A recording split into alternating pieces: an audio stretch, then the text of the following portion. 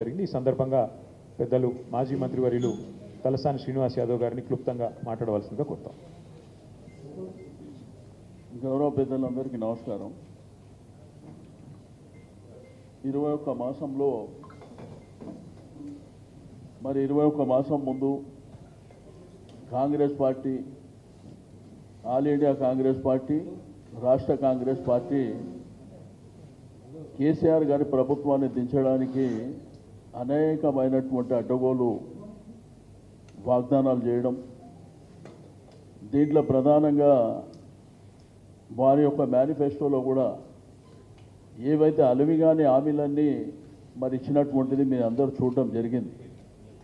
ఈరోజు వీడియో ప్రజెంటేషన్లో కూడా వాళ్ళు ఎప్పుడెప్పుడు ఏం మాట్లాడినరు, మాకు సుదీర్ఘమైనటువంటి అనుభవం ఉన్నదని, మేము తప్పకుండా చేస్తామని చెప్పి ఆ గ్యారంటీ కార్డు కూడా ఇది గ్యారంటీ అని 3 నెలల్లో అధికారంలోకి రాగానే చేస్తామని రైతాంగాన్ని మోసం చేశారు, మహిళల్ని మోసం చేశారు, యువతని మోసం చేశారు, నిరుద్యోగులైనటువంటి యువకులను కూడా మోసం చేసి గతంలో కేసీఆర్ గారి భారతదేశంలో ఏ ప్రభుత్వాలు చేయనటువంటి సంక్షేమ అభివృద్ధి కార్యక్రమాలని ఈ దేశానికి ఆదర్శవంతంగా నిలిచే విధంగా మరి కార్యక్రమాలు తీసుకోవడం, ఇరిగేషన్ కావచ్చు।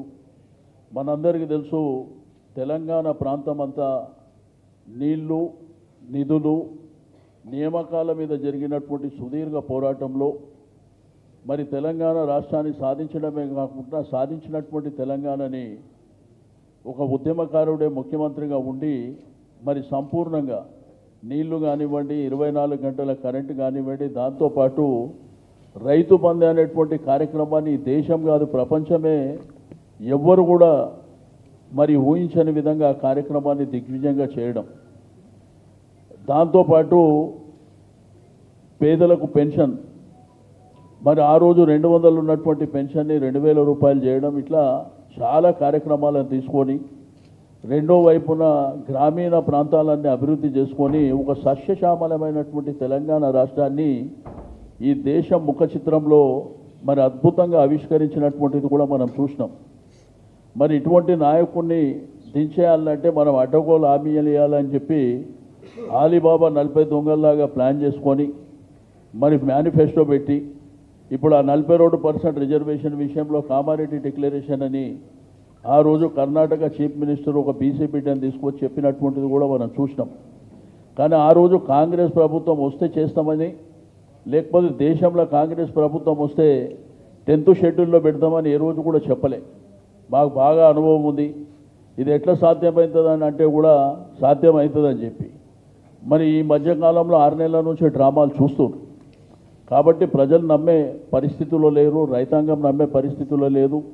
యూరియా కోసం నాకు తెలిసి ఈ దేశంలో మరి ఇటువంటి దుర్భరమైనటువంటి పరిస్థితి మన తెలంగాణ రాష్ట్రంలో రైతాంగం ఎంత ఇబ్బంది పడ్డటువంటి పరిస్థితిని మనం ఎప్పుడు కూడా చూడలే।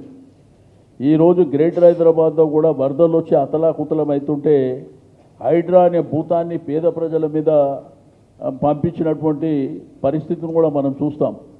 ఈరోజు మరి రాష్ట్రం యొక్క ఖజానా కూడా చిన్నాభిన్నం చేసినటువంటి ప్రభుత్వానికి మరి బుద్ధి చెప్పాలనేటువంటి సంకల్పంతో ఈరోజు ఏదైతే కాంగ్రెస్ బాకీ కార్డుని ప్రతి ఇంటికి చేర్చే విధంగా మరి ఈరోజు ఈ కార్యక్రమాన్ని తీర్చిదిద్దడం జరిగింది। కాబట్టి తప్పకుండా ప్రజలు కూడా ఆలోచన చేయాలి।